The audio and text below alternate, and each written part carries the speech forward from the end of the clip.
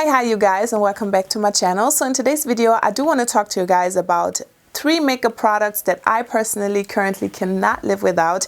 If you're interested to hear which beauty products you should definitely add to your collection, make sure you stay tuned and you just keep on watching. First, a quick disclaimer, those products are definitely not new products, if that's what you want to call it. I don't really go with the flow. I feel like there's like such an overwhelming amount of makeup currently coming out that you can't kind of keep up with them. If I find certain products that work very well for me, then I would try to just stick to those. So the ones I will be talking to you guys today about are definitely some of those. Alright, first product I do want to talk about is the Too Faced Hangover 3-in-1 Replenishing Primer and Setting Spray, which is this guy right here. This guy, you guys, is just ridiculous, okay? At first when it came out, I wasn't really too sure about it because I was thinking, oh, here they go, another setting spray, blah, blah, blah, it doesn't really matter. But this guy you can actually use as a primer and a setting spray, and that's exactly how I use it. It's with coconut water, probiotic-based ingredient, and skin revivers, silicone-free, alcohol-free, oil-free. This, you guys, is the bomb, okay? I really feel like this is a product that people can use with dry skin, with combination skin,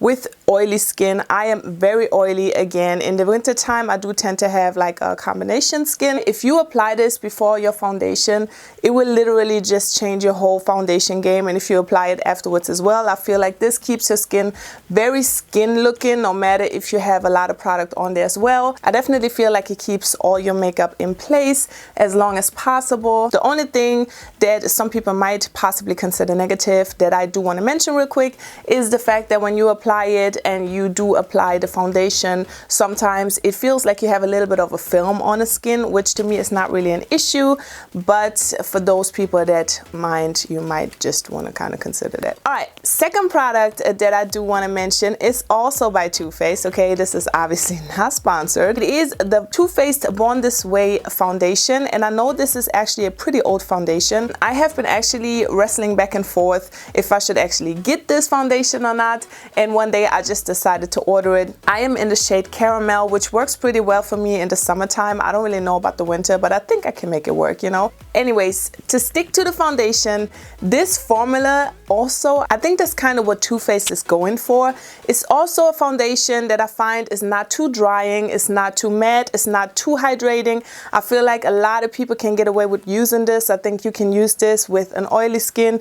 I think you can use it with combination. I feel like you can use it with dry skin, and therefore for me this is just an all-rounder. I feel like this foundation, when you put it on, it looks really skin-like. It is very buildable. It has great coverage. It says it has medium to full coverage. I definitely agree with that. It's just a beautiful, beautiful foundation. So if you have not tried this guy out, you definitely do. And the last product I do want to talk about is this Huda Beauty setting powder, and this is in the shade Blondie. They do have different shades. It's the Easy Bake Loose Baking and Setting Powder, and honestly I feel like if you are terrified of baking your face, you definitely should try to use this. I'm super oily, as I mentioned before. The reason why I'm not really going for super drying products is just simply because I feel like if you use products that are just too drying, a lot of times you just look 5 or 10 years older than you actually are. So for me, I always try to go with something that is still kind of hydrating, and I found that especially with setting powders and baking and stuff like that, it can be very tricky to find a powder that doesn't make you look, you know, like 100 years old and stuff. But this powder, you guys, is honestly not super expensive. Like, I spent more money on setting powders, and also I do find that it does a great job of actually fixating your makeup, but again, not making your makeup look super drying. You don't see all the lines and stuff. I feel like it definitely has like a little bit of a filter effect. Also, for me personally, I love the scent. It smells very perfumey. I know a lot of people don't like that. I love that.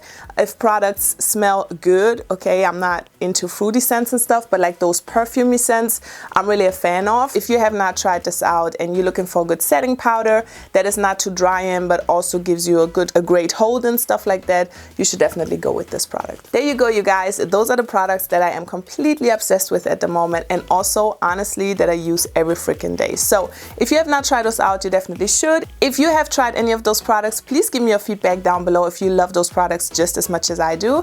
Also, make sure you give this video a thumbs up, subscribe to my channel, and I will talk to you guys soon. Bye!